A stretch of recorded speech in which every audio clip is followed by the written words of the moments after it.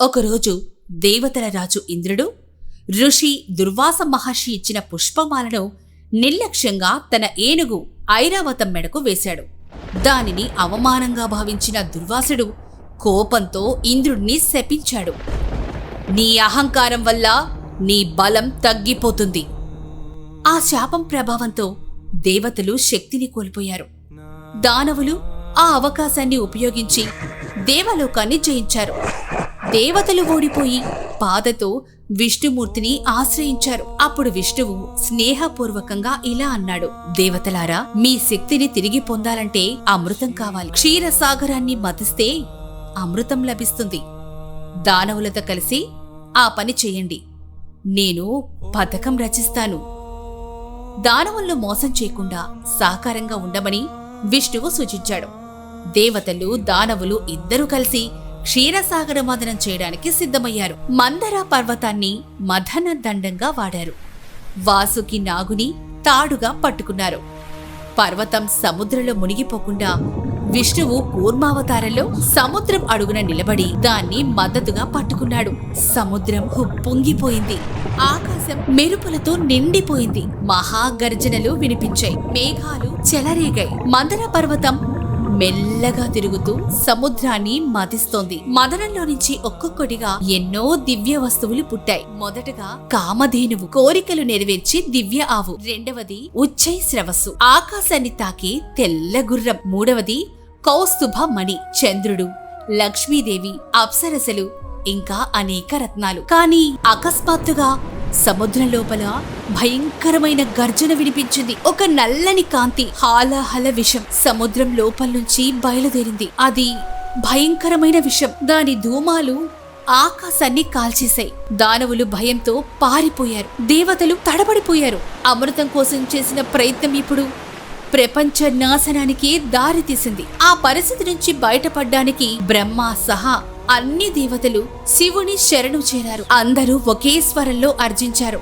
హో మహాదేవ, ఈ విషయం ప్రపంచాన్ని తినేస్తోంది. దానిని ఆపగలవాడు నువ్వు మాత్రమే. అప్పుడు శివుడు కళ్ళు తెరిచాడు. ముఖంలో భయం లేదు, కరుణ మాత్రమే ఉంది. భూమి వైపు చూసి ఇలా అన్నాడు, సృష్టి నాకు ఆపదలో ఉంది. దాన్ని రక్షించకపోతే నా జీవితం వ్యర్థం అని చెప్పి ఆయన తన పిడికిలిలో ఆ విషాన్ని తీసుకున్నాడు. దేవతలు భయంతో వెనక్కి తగ్గారు. కానీ మహాదేవుడు ధైర్యంగా ఆ విషాన్ని తాగేశాడు. విషం ఆయన గొంతులోకి చేరగానే ఆయన గొంతు నీలం రంగులోకి మారింది. ఆ సమయంలో పార్వతీదేవి భయంతో పరిగెత్తుకుని వచ్చింది. భర్త ప్రేమతో తన చేతులను ఆయన గొంతుపై ఉంచి విషం ఆయన శరీరంలోకి వ్యాపించకుండా నిలిపింది. ఆమె ప్రేమ, భక్తి, శక్తి కలిసిపోయి ఒక చమత్కారాన్ని సృష్టించాయి.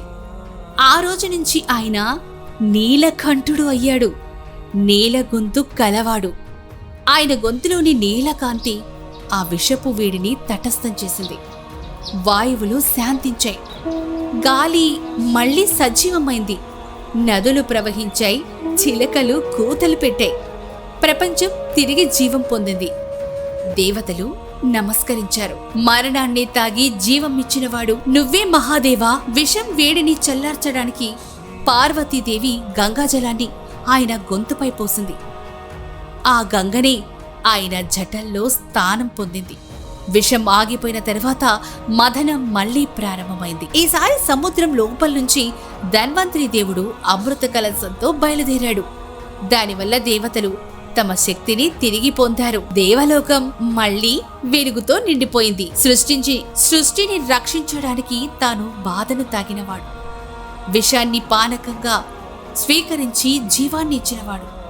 అదే మహాదేవుడు, నీలకంఠుడు. ఆయన త్యాగం వల్లే జీవజాలం మళ్లీ శ్వాస తీసుకుంది. అందుకే ఆయన్ను సర్వకారుణ్యమూర్తి, జగత్కారకుడు, నీలకంఠేశ్వరుడు అంటారు. మేము ఇలాంటి పౌరాణిక కథలు, మన ఇతిహాసాలు, దేవతల గాథల్లో ఇప్పటి తరం కూడా అర్థం చేసుకునేలా సులభంగా, సత్యంగా అందించడానికి ప్రయత్నం చేస్తున్నాం. మన సనాతన ధర్మం, మన భారత సంస్కృతి ప్రపంచం మొత్తం చేరాలని ఈ ప్రయత్నం. మీ అందరి ఆశీర్వాదం, ప్రోత్సాహం చాలా అవసరం. దయచేసి మా ప్రయత్నానికి తోడ్పడండి. మా ఛానల్కి సబ్స్క్రైబ్ చేయండి. వీడియో నచ్చితే లైక్ చేయండి. మీ అభిప్రాయాలు, ఏ పురాణం లేదా ఘట్టం గురించి వినాలనుకుంటున్నారో కామెంట్లో చెప్పండి. ఇంకా ఈ వీడియోని షేర్ చేయండి. మన ధర్మజ్ఞానం ఇంకా ఎక్కువ మందికి చేరేలా చేయండి. మన సనాతన ధర్మం గౌరవంగా నిలవాలని, భారతీయ సంస్కృతి ప్రపంచం నిండా మారుమోగాలని కోరుకుంటున్నాం. జై మహాదేవ్, జై సనాతన ధర్మం.